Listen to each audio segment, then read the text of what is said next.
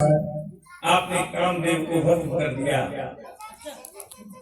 भगवान ब्रह्मा जी की एक अनन्य विभूति में से एक थे। काम नहीं होगा तो संसार की रचना कैसे होगी।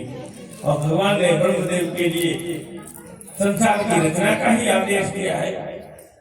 तब भगवान शंकर ने कहा, रुद्र ने कहा कि देवी, जब तक कामदेव प्रत्यक्ष रूप में प्रकट नहीं होते तब तक ये अप्रत्यक्ष रूप से उसी प्रकार लीला करेंगे, उसी प्रकार लोगों के हृदय में समाहित रहेंगे। और जब द्वापर युग आएगा तब भगवान कृष्ण के पुत्र के रूप में इनका जन्म होगा। कि कृष्ण तनय हुई है पति तोरा, कृष्ण तनय हुई है पति तोरा, वचन अन्यथा होई न मोरा, वचन अन्यथा होई न मोरा। के द्वारा और भगवान कृष्ण के पुत्र होकर के प्रकट होते हैं प्रद्युम्न। लेकिन इनके एक राक्षस था उस समय, दैत्य, उसका नाम था संवरासुर। उसे ये वरदान था कि तुम्हें कृष्ण का पुत्र ही तुम्हारा वध करेगा। ये जब से कृष्ण जी का विवाह रुक्मिणी जी से हुआ था तब से ये घात लगाए बैठा रहता था। नजर दृष्टि इसकी सदैव द्वारिका पर रहती थी कि कब कृष्ण का पुत्र हो, कब मैं उसका हरण करूं। और कहते हैं जैसे ही प्रद्युम्न उत्पन्न हुए, प्रकट हुए, वैसे ही ये संवरासुर भगवान के प्रसूतिका, रुक्मिणी की प्रसूतिका गृह में जाकर के और वहीं से ही महाराज प्रद्युम्न को चुरा करके ले गया और जाकर के इनको समुद्र में फेंक दिया। और समुद्र में एक मछली ने निगल लिया प्रद्युम्न के लिए। जब मछली ने निगला, अब तो भैया वो मछली को मछुआरा पकड़ने गया तो वही मछली मछुआरे के कांटे में फंस गई और वो बाजार में बिकने आई। तो संवरासुर का रसोइया बाजार में सब्जी खरीदने गया था, तो इसने वो मछली देखी और मछली इसने वो खरीद करके अपनी रसोई में ले आया। जब उसका पेट फाड़ा तो एक बालक निकला। बालक जब प्रकट हुआ तो इसे कहते हैं, आप अपनी मृत्यु को कितना भी टालो, मृत्यु जिसके द्वारा जैसे आनी है वो आकर रहेगी। हो गया होगा, मर गया होगा, वही बालक संवरासुर के घर में ही आ गया। इधर नारद जी सीधे रति के पास पहुंचे और जाकर के कहा कि भगवान शंकर ने तुम्हारे पति को जला करके भस्म कर दिया था काम को, और तुम्हें वरदान दिया था कि कृष्ण तनय हुई है पति तोरा। तो आज कृष्ण के पुत्र हो चुका है, वो तुम्हारे पति है। और सुनो, प्रसूतिका गृह थे उस बालक के लिए संवरासुर ने उठा लिया है, उसका हरण कर लिया है। तो तुम शीघ्र चली जाओ। ये रति मायावती बनकर के महाराज सीधे संवरासुर के यहाँ पहुंचे और जाकर के कहा, महाराज कोई काम हो तो हमें दीजिए।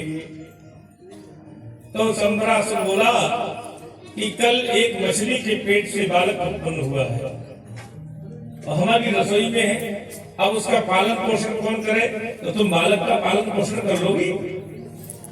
मायावती तो ये चाहती, क्योंकि वो साक्षात रति उनकी पत्नी है, बालक गोद में ले लिया और उसका पालन करने लगी और खूब मनोयोग से पालन कर रही है उस बालक का। देखते ही देखते नाथ नीर कालेन सकाशनी रूढ़ यौवना, उस मायावती ने अपनी माया के द्वारा उस बालक को कुछ ही दिनों में यौवन संपन्न कर दिया। कहते नहीं है कोई कोई बालक दिखाई देता है कि तो 20 वर्ष का होगा, उसकी आयु पूछो तो बोले 15 वर्ष की है। क्यों? जब किसी घर खाने पीने वाले घर का होता है, खूब बढ़िया मट्ठा खाएगा, दही खाएगा, घी खाएगा बढ़िया, तो महाराज पहलवान हो जाएगा। हाँ, दूसरी ओर तुम्हारी दृष्टि में तो मातृ भाव दिखाई नहीं पड़ता। तब कहती है भवान नारायण सुत संवरेणा हितो ग्रात अहम तेरी कृता पत्नी रति कामो भवान प्रभु। ये कहती है कि भवान नारायण सुतः, हे बालक तुम कौन हो जानते हो? तुम साक्षात नारायण के बालक हो, द्वारिकाधीश के पुत्र हो तुम। तुम्हारा नाम प्रद्युम्न है। और सुनो, संवरेणा हितो ग्रहात, तुम्हारे घर से संवरेण, जिनके घर में तुम पल रहे हो ना, इसी राजा संवरासुर ने तुम्हारा अपहरण कर लिया था और तुम्हें समुद्र में फेंक दिया था। मछली निकल गई, मछुआरे ने पकड़ी, बाजार में बिकने आई और तुम्हारे इसी घर के रसोईया ले आया, पेट फाड़ा, तुम निकले, मैंने तुम्हारा पालन किया नारद जी की आज्ञा पर। तो तुम कोई और नहीं हो, कौन हो? अहम तेरी पत्नी, मैं तुम्हारी अधिकृत पत्नी हूँ पूर्व जन्म। और मेरा नाम क्या? बोले रति कामो भवान प्रभु, मेरा नाम रति है। तब समझ में आया। ओहो, उसी समय महाराज श्री प्रद्युम्न जी ने अपने धनुष बाण को संभाल लिया, तरकस से तीर निकाला और सम्रासुर की सभा में जाकर के उसके लिए महाराज ललकारा। सम्रासुर ने कहा तुम कौन? तब कहा कि तुमने मेरा अपहरण किया था मेरे पिता के घर से, मैं वही बालक। तब सम्रासुर के नेतृत्व में और बड़ा भयंकर युद्ध हुआ। अंत में प्रद्युम्न जी ने सम्रासुर को समाप्त कर दिया।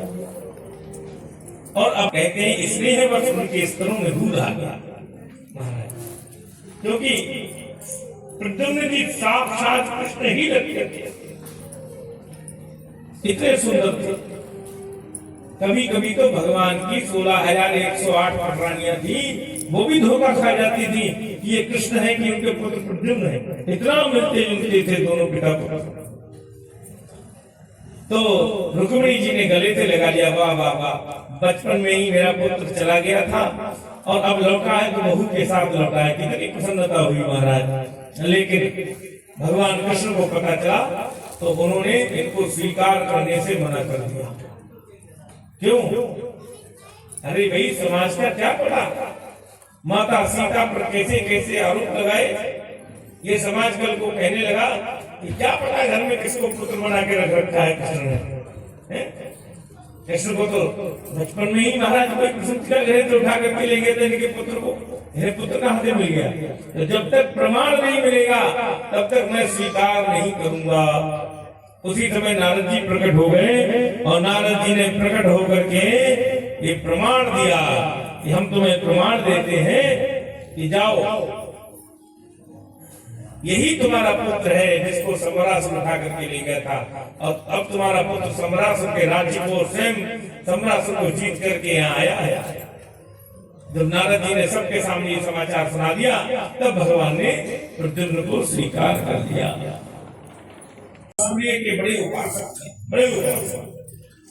तो एक दिन क्या हुआ, भगवान सूर्य प्रसन्न हो गए उनसे और सूर्य भगवान ने प्रसन्न होकर उन्हें एक मणि दी।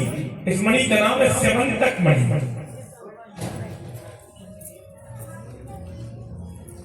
और ये स्यवंतक नाम की मणि इनको प्रदान की महाराज। तो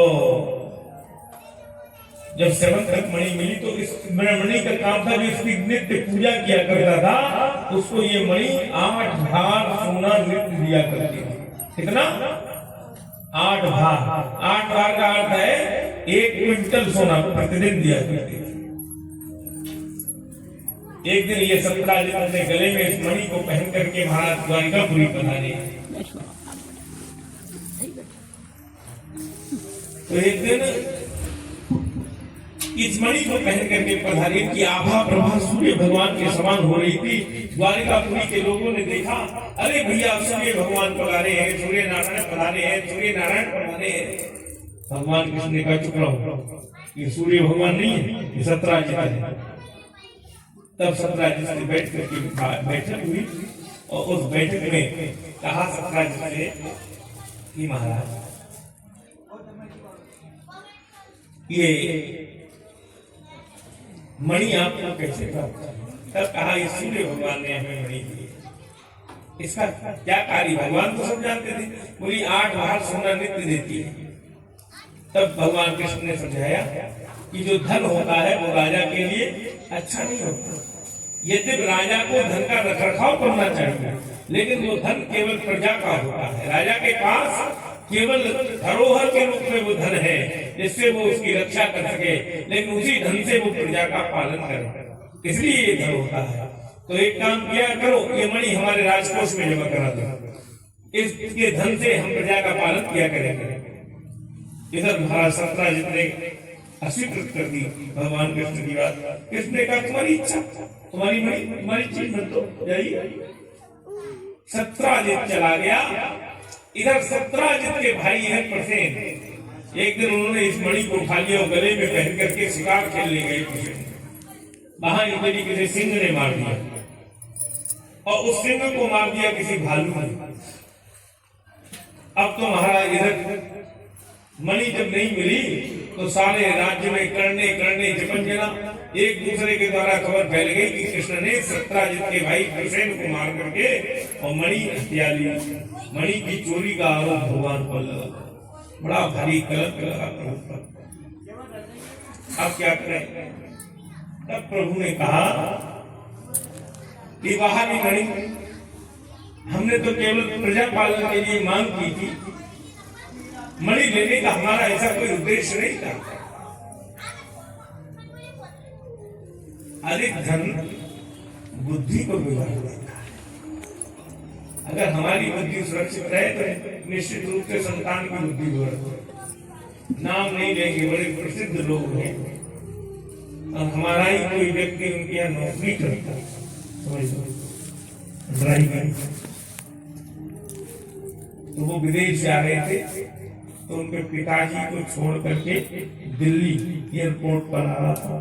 तो उनके घर से बच्चों की खबर पहुंच रही, बेटियों की, भतीजी की, भतीजों की खबर पहुंच रही है। तो भैया दिल्ली से पैकेट ले आना, ये धन प्रजा के लिए है। नौका माही धन बढ़े और घर में बाढ़े दाम, नौका माही जल बढ़े और घर में बाढ़े दाम, तो दोनों हाथ उलीचिए यही से आनों का। हाँ, अब धन उलीचने का अर्थ ये नहीं है कि सुरा सुंदरियों में महाराज लुटाओ। हाँ, धन ही तुम्हें नरक ले जाएगा और धन ही तुम्हें स्वर्ग ले जाएगा। धन का अर्थ है, धन पाने का फल क्या है? तो बोले धन पाने का फल है कि उससे धर्म करो। और मैंने धन पाने के, धन खर्च करने के 5 रास्ते शायद राजा बलि की कथा में आपको सुना दूं, आप तो संभाल कर देना। 1 लाख रुपया महीना कमाते हो, 20-20 हजार के 5 हिस्से बना लो। पहला हिस्सा धर्माय यशसे अर्थाय कामाय स्वजनाय च पंचपन्य विभजन नित्यम मिहामुत्र चमोदति। पहला हिस्सा धर्म में लगाओ, दूसरा हिस्सा अपने यश में लगाओ। कोई मंदिर बनवाओ, अस्पताल बनवाओ, कुआं बनवाओ, प्याऊ लगवा दो, धर्माय यशसे। और तीसरा अर्थाय, तीसरा हिस्सा अपने व्यापार के लिए रखो, सवाल करके। और चौथा हिस्सा कामाय, चौथा हिस्सा बीमार पड़ जाओ तो अपने शरीर के लिए रखो। और 5वां हिस्सा स्वजनाय च, अपने रिश्तेदारों के लिए, अपने परिवार वालों के लिए रखो, कभी जरूरत पड़ जाए तो मदद कर सको। इन 5 जगह खर्च करने के अलावा जरा सोच करके देखो कहाँ खर्च करोगे। या तो सुराग सुंदरियों में लुटाओगे, जुए में लुटाओगे, नहीं छठी जगह धन तुम्हें स्वर्ग ले जाएगा या धन ही तुम्हें नरक ले जाएगा। धन पाकर के ये 5 जगह पर खर्च करोगे, 5 स्थानों पे तो सीधे स्वर्ग जाओगे, और धन पाकर के 16 नदियों में जुए में लगाओगे सीधे नरक जाओगे। ले गए महाराज कौन भालू। उसके बाद में यहाँ भगवान पर लगा बड़ा कलंक। ये माखन तो बचपन में चुराता था, अब बड़ा होकर के लोगों के धन को भी चुराने लगा। करने करने जपंजना सब में खबर पहुंच गई महाराज। भगवान बोले बड़ा कलंक लगा। तो मेरे प्रभु ने ये संकल्प लिया कि जब तक मणि की खोज करके नहीं आऊंगा तब तक द्वारिका में प्रवेश नहीं करूंगा। और मेरे प्रभु चले। इधर वसुदेव देवकी जानते हैं कि मेरा पुत्र कभी ऐसा कुकृत्य नहीं कर सकता, वो तो धर्म की स्थापना के लिए अवतरित हुआ है। क्योंकि जब भगवान अवतरित हुए तो चतुर्भुज रूप में दर्शन तो किए, और कहा जो धर्म स्थापना करने आया है, धर्म संस्थापनार्थाय संभवामि युगे युगे, वो ऐसा अनर्थ तो नहीं कर सकता किसी का धन के किसी की मणि चोरी कर ले। तो किसी बढ़िया योग्य ब्राह्मण को बुला करके देवकी और वसुदेव देवी भागवत सुन रहे हैं। ऐसा वर्णन होता है कि मेरे बालक से कलंक समाप्त हो जाए हे देवी माँ, इसलिए उन्होंने देवी भागवत का आयोजन किया। इधर भगवान ढूंढते ढूंढते मणि के लिए जंगल में पहुंचे, और जंगल में उन्हें सिंह के पहले तो प्रसेद के रथ के पहिए के चिन्ह मिले। उन पर चलते चलते गए तो सिंह के चिन्ह मिलने लगे। वहां पर देखा तो सिंह मरा पड़ा था, आगे गए थे, लेकिन वहीं से भालू के पैरों के चिन्ह दिखाई दिए। उन भालू के पैरों के चिन्ह पर चलते चलते भगवान एक गुफा में पहुंच गए। देखा तो एक परम सुंदरी कन्या उस मणि को हाथ में लिए बैठी थी और उसका दर्शन कर रही थी। भगवान ने सोचा यही मणि है। उस कन्या ने उस मणि को लेना चाहा, उसी समय कन्या जोर से चिल्लाई, पिताजी बचाओ, पिताजी बचाओ। और भीतर से महाराज भालू आए, वही जामवंत जी, और भगवान पर आक्रमण कर दिया। 28 दिन तक भयंकर युद्ध चला हुआ। अंत में मेरे प्रभु ने जामवंत जी के मार मार करके मारा, नस नस झीली कर दी। तब भगवान के चरण चिन्ह और हाथों के चिन्ह जब देख लिए जामवंत जी, वो ये तो हमारे त्रेता युग के प्रभु हैं, तब चरणों में गिर पड़े। बाप रे। भगवान ने कहा कोई लीला मेरी बिना इच्छा के संपन्न नहीं होती जामवंत जी। जिस समय तुमने मेरा सहयोग किया था राम अवतार में, जब रावण मारा गया, तो जामवंत जी भगवान से बोले कि प्रभु रावण की सेना में एक भी योद्धा ऐसा नहीं दिखाई दिया जो युद्ध में मेरी भुजाओं को तृप्त कर सकता था। हाँ, लेकिन आपकी सेना में भी कोई ऐसा नहीं है, पर आप ऐसे हैं, आप मुझसे युद्ध करें। राम जी बोले हम मर्यादा पुरुषोत्तम, लोग क्या कहेंगे, बड़े मर्यादा पुरुषोत्तम बने घूमते थे, और जिसने युद्ध में सहयोग किया उसी पर युद्ध करवे थे। इसलिए तो द्वापर युग में तक जियोगे, जाओ हम तुम्हें वरदान देते हैं, तब मैं तुम्हारी इच्छा को पूर्ण करूंगा। आज भगवान ने युद्ध हुआ है, भयंकर युद्ध हुआ, पहचान लिया, प्रभु के चरणों में गिर गए। प्रभु क्या सेवा करूं? बोले ये मणि पे बड़ा कलंक लगाइए, हमें दे दो। जामवंत जी बोले ये हमने पुरुषार्थ से प्राप्त किए प्रभु, सिंह को मार करके और ला करके अपनी कन्या को भेंट दे दी। अब जब कन्या को जो चीज भेंट दे दी, तो कन्या को दी हुई वस्तु मैं यहाँ कैसे वापस ले सकता हूँ और आपको कैसे दे सकता हूँ? तो प्रभु बोले कोई उपाय निकालो इसका। जामवंत जी बोले एक सरल उपाय है। बोले क्या? मेरी कन्या को आप वर्ण कर लो और दहेज में मणि ले जाओ।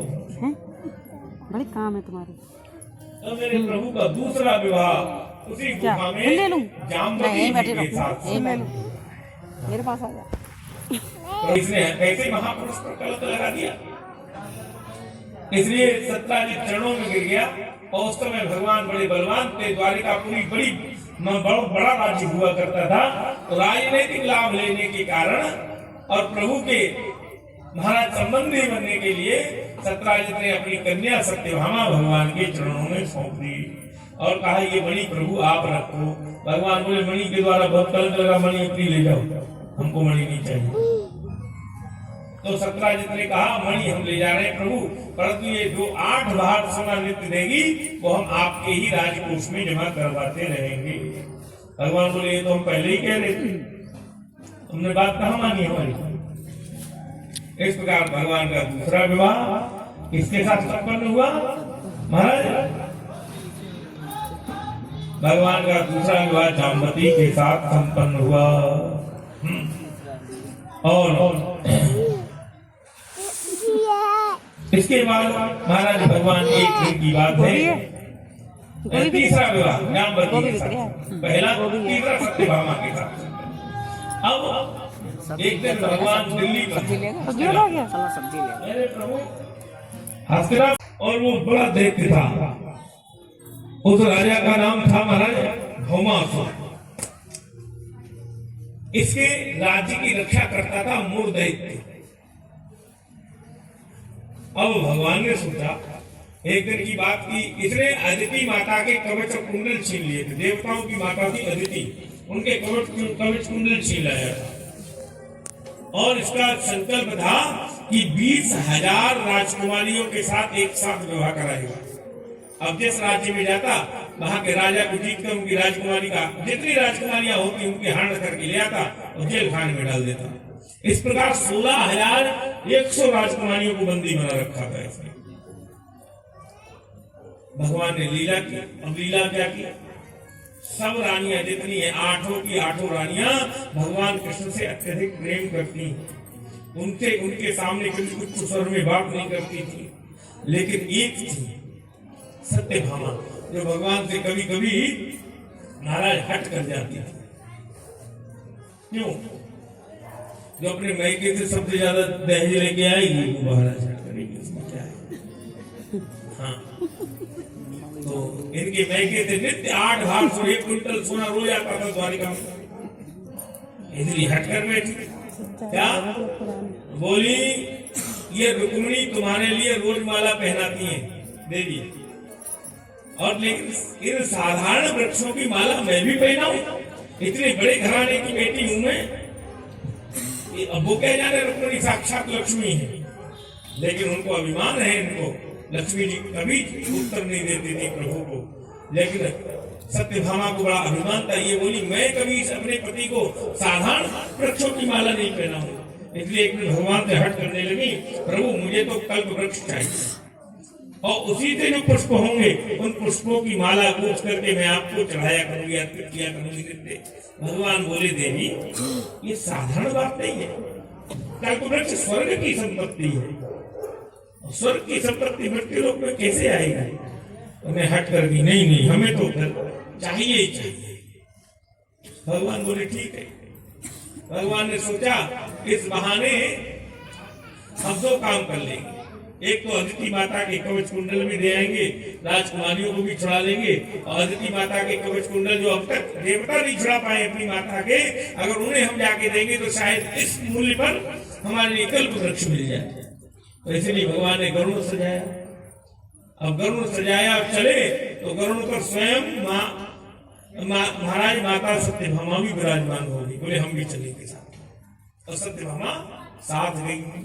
जब साथ गई तो वहां पहुंची, भौमासुर की राजधानी पहुंची जाकर के।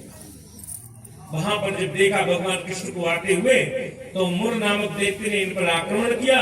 मेरे प्रभु ने मुर को मार दिया। उसी दिन मेरे प्रभु का नाम हुआ मुरारी महाराज। और फिर प्रभु ने भौमासुर को मार करके बड़ा सुंदर महाराज एक उन राजकुमारियों को मुक्त कराया। जब वो राजकुमारियां मुक्त हो गई, तब उन राजकुमारियों ने प्रभु से कहा, प्रभु अब आपने हमें दुष्ट के कैद से तो मुक्त करा लिया, लेकिन अब हमारे पास रास्ता क्या है? अब हमारे पास मात्र 2 ही रास्ते हैं। या तो कोई गंदा काम करने लगे, कोई गंदा रास्ता अपनाए, या फिर अपने आप को कुएं में कूद करके हमारा समाप्त कर ले। भगवान बोले ऐसी बड़ी अराजकता फैल जाएगी, तो क्या करें? तो प्रभु बोले जिनको कोई नहीं लेगा, क्योंकि देवियां कहती है ना तो पिता स्वीकार करेंगे, ना कोई राजकुमार हमें स्वीकार करेगा। भगवान बोले जिसे कोई स्वीकार नहीं करेगा उसे हम स्वीकार करेंगे। इसलिए देवी जाओ, तुम चिंता ना करो, अब तुम्हारे लिए हम स्वीकार करते हैं। और उसी समय मेरे प्रभु ने क्या किया, 16,100 राजकुमारियों के साथ एक साथ पाणी ग्रहण संपन्न किया। दूत को बुला करके द्वारिका भेजा और पत्र लिख दिया कि इनको अलग अलग महल खोल दिए गए।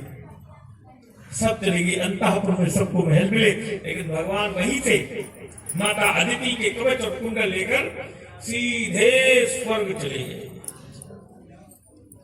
और वहां जाकर के कहा, अदिति माता को कवच और कुंडल दिए और सभा में बैठे जाकर के इंद्र की माता सची माने इंद्र की पत्नी भी बराबर में विराजमान थी।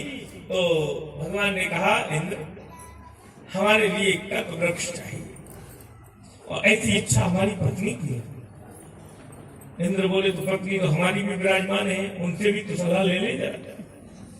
इंद्र ने अपनी पत्नी की ओर देखा और पूछा, क्या कहें? प्रभु कह रहे हैं कि हमको कल्प वृक्ष चाहिए। शची बोली, स्वर्ग की संपत्ति मृत्यु लोक में क्या करेगी, इन्हें मना कर दो। इंद्र ने कहा, ये स्वर्ग की संपत्ति है, हमारी पत्नी कह रही है मृत्यु लोक में नहीं जा सकती। भगवान बोले, हमारी वस्तु और हम इसे मना। उन्हें क्रोध आया और मेरे प्रभु ने एक हाथ बाएं हाथ से ही कल्प वृक्ष उखाड़ करके गरुड़ पर रख लिया। अब इंद्र तो जानते थे कि प्रभु से पार पाना बहुत मुश्किल है, क्या करें, लेकिन उन्हें मालूम है भगवान दो पर आक्रमण कभी नहीं करेंगे, एक ब्राह्मण पर और दूसरी गाय पर। और सुरभि गाय ने इंद्र के लिए वरदान दिया था कि जब कभी भयंकर विपत्ति आवे तो मेरा स्मरण कर लेना, मैं तुम्हारा सहयोग करूंगा।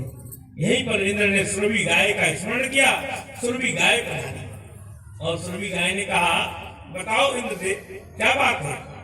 तब कहा, प्रभु हमारा कल्प वृक्ष ले जा रहे हैं। सुरभि गाय आकर के खड़ी हो गई प्रभु के रास्ते में। भगवान ने अपने अस्त्र शस्त्र रख दिए। अब क्या करें, भगवान बोले, एक और गोवर्धन लीला में आकर के हमारे अपने दूध से हमें स्नान कराती हो, अब हमसे लड़ने आई हो। सुरभि बोली, क्या कहें प्रभु, इंद्र को हमने वरदान दिया है कि जब कभी विपत्ति आवे तो हमें याद करना, हम तुम्हारा सहयोग करेंगे, अवश्य करेंगे सहयोग। अब आज हमें आना पड़ा, इन्होंने स्मरण किया है। उसी समय गाय ने आक्रमण किया। प्रभु तो कुछ न बोले, परंतु वरुण ने आक्रमण कर दिया गाय और गाय के कान में चोट मारी।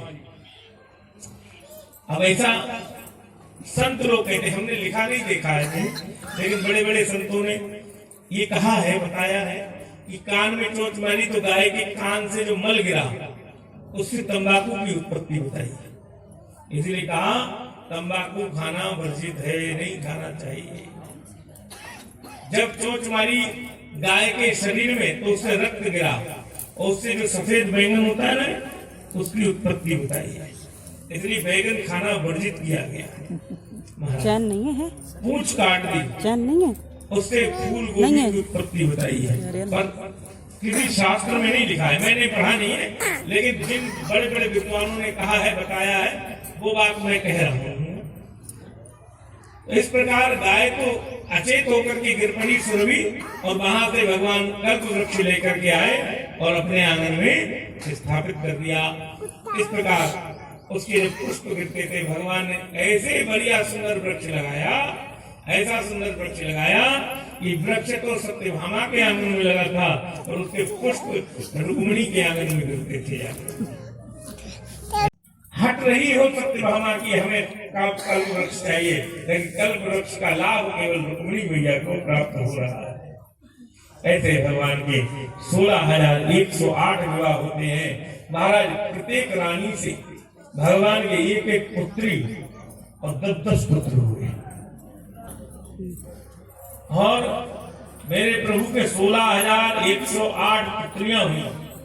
इस प्रकार भगवान के सब पूरी जो संतति हुई वो 1,77,188 बालक हुए, पुत्र पुत्रियां मिलाकर।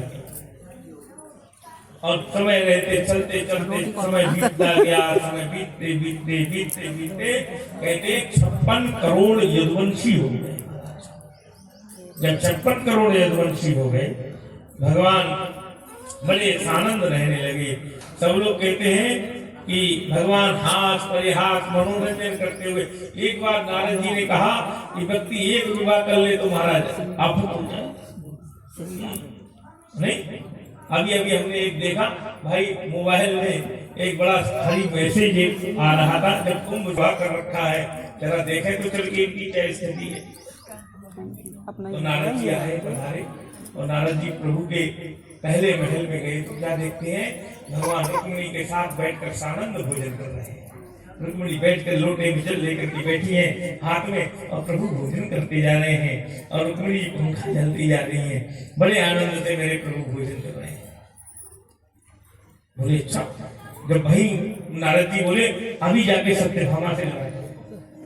लेकिन सत्यभामा के कमरे में गए तो भगवान विश्राम कर रहे थे और अब सत्यभामा जी चरण दबा रही थी। जब महाराज जामवती के यहाँ गए तो बाहरी आनंद से है 16,108 महलों में घूम लिए और भगवान सब में कहीं विश्राम कर रहे थे, कहीं भोजन कर रहे थे, कहीं अपने बच्चों के साथ खेल रहे थे, कहीं किसी को कहानी, बड़े आनंद से है महाराज, कोई प्रभाव नहीं। तब नारद जी समझ गए वाह वाह वाह, यही भगवान है, इन पर कोई प्रभाव नहीं होता महाराज जगत का। इसलिए उनके पुत्र हुए अनिरुद्ध, इनके 2 विवाह हो गए। एक विवाह बाणासुर की पुत्री उषा के साथ हुआ और दूसरा रुक्मिणी जी के बड़े भाई रुक्मी की पौत्री के साथ उनका विवाह संपन्न होता है। सुंदर सुंदर चर्चाएं सुनाते थे, लेकिन उनके बच्चे मुंह बंद करके हंसा करते क्या करते थे, अपने समय में तो महाराज, हमारे समय में हम उपदेश दे रहे। तो भगवान ने सोचा अच्छा, तो एक दिन सबको इकट्ठा करके एक बगीचे में ले गए मेरे प्रभु। सब बगीचे में गए और समझाया किसी का भी कुछ भी करना पर ब्राह्मण और संतों का अपमान न करो। जो ब्राह्मण और संतों का अपमान करेगा मैं उसका सर्वथा त्याग कर दूंगा, ये समझ लेना। तो सब हंस रहे थे, लेकिन भगवान बोले चलो अच्छा प्रमाण देता हूँ। तो प्रभु की एक सुंदर लीला हुई। भगवान एक जंगल में गए और वहां एक वृक्ष के नीचे लेट गए, अपना आसन लगा दिया। इन सब यदुवंशियों ने गेंद का खेल बनाया और गेंद फेंकी तो एक कुएं में गिरी जाकर। जब गेंद कुएं में गिरी तो ये सब यदुवंशी कुएं से गेंद निकालने पहुंचे तो चिल्लाए पिताजी बाबा, सब अपने अपने अनुसार। तो भगवान भागी क्या हुआ, बोले इस कुएं में बड़ा भारी गिरगिट है। देखो मेरे प्रभु ने कुएं में झांक करके देखा तो बड़ा भारी गिरगिट मारा।